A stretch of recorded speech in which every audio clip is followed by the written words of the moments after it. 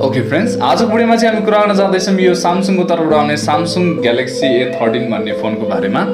यो फोन चाहिँ तपाईले दुईटा भेरिएन्टमा पाउन सक्नुहुन्छ नेपालमा। एउटा चाहिँ तपाईले 4GB RAM 64GB internal storage भएको भेरिएन्ट पाउन सक्नुहुन्छ, जसको प्राइस चाहिँ 21500 राखेको छ। अनि त्यसैगरी अर्को चाहिँ तपाईले 6GB र्याम भएको पनि भेरिएन्ट पाउन सक्नुहुन्छ।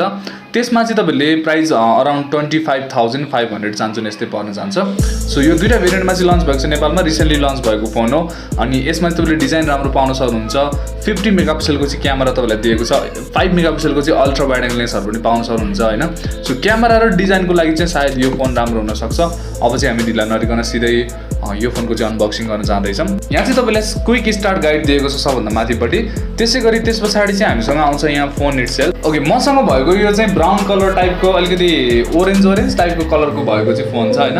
यसलाई चाहिँ पिच कलर नाम दिएको छ सामसङले। सो डिजाइन चाहिँ अभियसली राम्रो छ। अनि यो सबभन्दा पहिलो कुरो चाहिँ मैले यसमा के नोटिस गरेँ भन्दा यसको यो क्यामेराको तपाईहरुले साइडबाट हेर्नुभयो भनेदेखि चाहिँ त्यति बम्प उठेको छैन क्यामेराको बम्प है।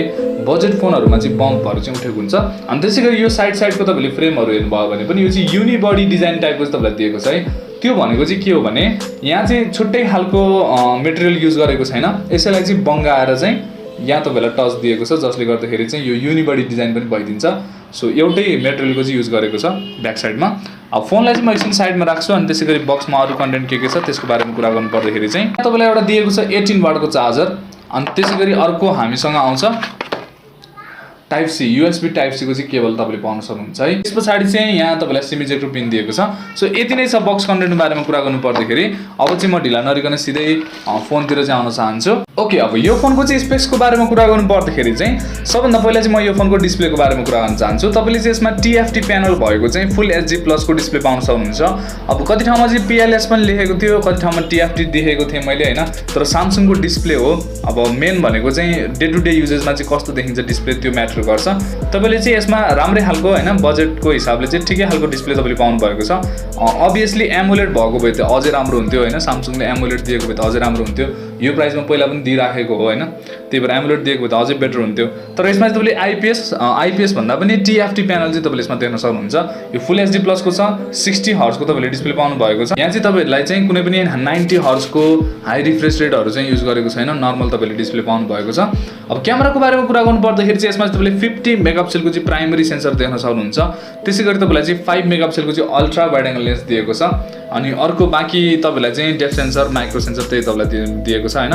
सो पछाडिबाट तपाईले 4वटा क्यामेरा यहाँ देख्न सक्नुहुन्छ, जसबाट चाहिँ 2टा क्यामेरा मात्र काम लाग्छ। अनि भिडियोमा म गएँ भनेदेखि चाहिँ क्यामेरामा तपाईले चाहिँ फुल HD 30 पाउन सक्नुहुन्छ। अनि त्यसैगरी HD 30 है भनेको 1080p 30 fps चाहिँ तपाईले हाइएस्ट पाउन सक्नुहुन्छ। अनि बेल जस्तो अहिलेको फोनहरुमा चाहिँ मिसिङ हुन्छ अल्ट्रा वाइड एङ्गल लेन्स हैन।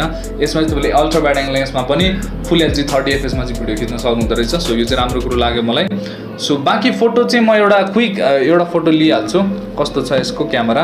अब मैले देखे अनुसार चाहिँ मैले 2-3 वटा फोटोहरु चाहिँ लिएर यसमा चेक गरेको थिएँ पहिला पनि हैन। सो सामसङको फोकसिङ देखि लिएर कलर एक्युरेसी देखि लिएर डायनामिक रेन्ज देखि लिएर सबै कुराहरु चाहिँ राम्रो हुन्छ हैन। सो यो फोटो चाहिँ मैले कोटेश्वरको चोकमा खिचेको थिएँ। अलिकति नाइट राति भइसकेको थियो हैन। त्यस्तै 6:30 बजेतिर मैले खिचेको होला यो फोटो। 6:30 7 त्यस्तै बजेको थियो होला। त्यतिखेर पनि डायनामिक रेन्जहरु तपाईले हेर्नुभयो भनेदेखि चाहिँ डिटेल्स देखि लिएर सबै कुराहरु चाहिँ एकदमै राम्रोसँग क्याप्चर गरेको छ। अलिकति सर्ट स्पिड अब बजेट फोनको सर्ट स्पिडले गर्दाखेरि चाहिँ यो त्यति क्याप्चर गर्न सकेको छैन। तर बाँकी अरु डायनामिक रेन्जहरु सबै हेर्ने हो भनेदेखि चाहिँ ठीक छ फोनको हैन। यहाँ तपाईले हेर्न सक्नुहुन्छ डार्कर साइडमा पनि राम्रोसँग यसले एक्सपोज गर्न सकेको छ। त्यसैगरी यो लाइट भएको ठाउँमा पनि राम्रोसँग एक्सपोज गरेको छ। सो क्यामेरा चाहिँ यो मेरो विचारमा राम्रै खालको क्यामेरा भएको फोन हो। अब त्यसैगरी सेल्फी क्यामेराको बारेमा कुरा गर्नु पर्दाखेरि पनि तपाईले सेल्फी क्यामेरामा पनि राम्रै डिटेल्सहरु चाहिँ पाउन सक्नुहुन्छ। यहाँ तपाईले फोटो हेर्नु होला, स्किन टोन देखि लिएर सबै कुराहरु चाहिँ मैले राम्रै देखेको छु। सो यही तपाईलाई दिएको छ। अब सेल्फी क्यामेराबाट भिडियोको बारेमा कुरा गर्नु पर्दाखेरि चाहिँ तपाईले यसमा फुल HD 30 पाउन सक्नुहुन्छ। अनि त्यसैगरी HD 30 दुईटै अगाडि पछाडी दुईटैबाट चाहिँ तपाईले फुल HD 30 fps सम्म भिडियो लिन सक्नुहुन्छ है। अब त्यसैगरी यो फोनको चाहिँ ब्याट्रीको बारेमा कुरा गर्नु पर्दाखेरि चाहिँ तपाईले यसमा 5000 mAh को ब्याट्री पाउन सक्नुहुन्छ। अनि 15 वाटको चार्जर तपाईले बक्समा देख्नु भएको छ। सो यदि तपाईले पाउन सक्नुहुन्छ यो फोनमा। ब्याट्रीको बारेमा कुरा गर्नु पर्दाखेरि चाहिँ अब यसमा एमोलेड डिस्प्ले युज गरेको भए चाहिँ अझै राम्रोसँग तपाईले ब्याट्री ब्याकअप पाउन सक्नुहुन्थ्यो। तर यसमा चाहिँ TFT को प्यानल युज गरेको छ। त्यो भएर चाहिँ हामीले अझै राम्रोसँग चेक गर्नुपर्ने हुन्छ यसको ब्याट्री चाहिँ कस्तो टिक्छ भनेर। सो हिजोदेखि चाहिँ मैले यसलाई युज गरिरहेको छु। ब्याट्री ब्याकअप मलाई ठिकै लागेको छ हैन। डिसेन्ट खालको चाहिँ तपाईँले यसमा ब्याट्री ब्याकअप पाउन सक्नुहुन्छ। त्यस्तो खतरा पनि छैन, त्यस्तो नराम्रो पनि छैन। एन्ड्रोइड तपाईँले चाहिँ 12 पाउन सक्नुहुन्छ यसमा। आउट अफ द बक्स तपाईँले चाहिँ एन्ड्रोइड 12 पाउन सक्नुहुन्छ। सो यो चाहिँ एकदमै राम्रो छ, तपाईँले राम्रो खालको सफ्टवेयर अपडेट पनि पाउन सक्नुहुन्छ यसमा। यसको साथमा चाहिँ तपाईँले यसमा One UI कोर भर्सन पाउन सक्नुहुन्छ। 4.1 को तपाईँलाई दिएको छ। सो यसमा चाहिँ One UI को कोर भर्सन युज गरेको छ है, त्यो चाहिँ तपाईँले बुझ्नु होला। त्यसैगरी यो फोनको चाहिँ प्रोसेसरको बारेमा कुरा गर्नु पर्दाखेरि चाहिँ यसमा चाहिँ तपाईँले एक्जाइनसको 850 भन्ने चाहिँ प्रोसेसर पाउन सक्नुहुन्छ। अब यो प्रोसेसर चाहिँ कस्तो खालको हो भनेर सोध्नुहुन्छ भनेदेखि चाहिँ तपाईँले मलाई यो चाहिँ अब 4GB RAM 64GB internal storage भएको साथमा आउँछ होइन। अनि यो एक्जाइनसको 850 भनेको चाहिँ बजेट खालको प्रोसेसर हो। सामसुङले चाहिँ बजेट फोनमा दिने खालको प्रोसेसर हो। अनि त्यो भएर चाहिँ एकदमै गेमिङ तपाईँले खतरा खालको गेमिङहरू चाहिँ गर्न सक्नु हुँदैन।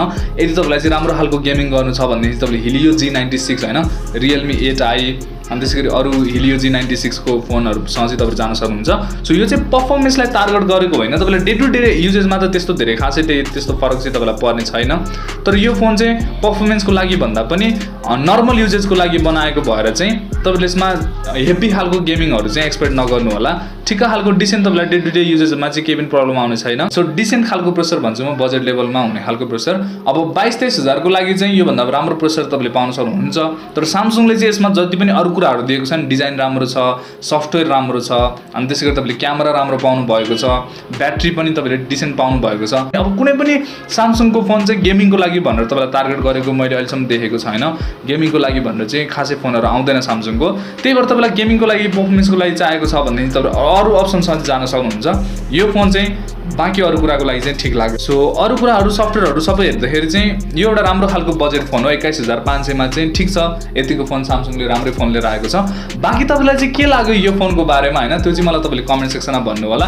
अनि यदि तपाईँलाई चाहिँ यो फोन चाहिएको छ अथवा कुनै पनि फोन चाहिएको छ भनेदेखि चाहिँ तल डिस्क्रिप्सनमा दिएको छु मैले कन्ट्याक्ट नम्बरहरू, त्यहाँ गएर तपाईँले कन्ट्याक्ट गर्न सक्नुहुन्छ। त्यहाँ चाहिँ तपाईँले दसैँ अफरहरू पनि चलिरहेको छ, त्यसको फाइदा पनि तपाईँले उठाउन सक्नुहुन्छ। सो डेफिनेटली एकचोटि चेकआउट गर्न सक्नुहुन्छ। बाँकी तपाईँलाई चाहिँ यदि यो भिडियो मनपर्छ भने यो भिडियोलाई चाहिँ तपाईँले लाइक गर्नु होला।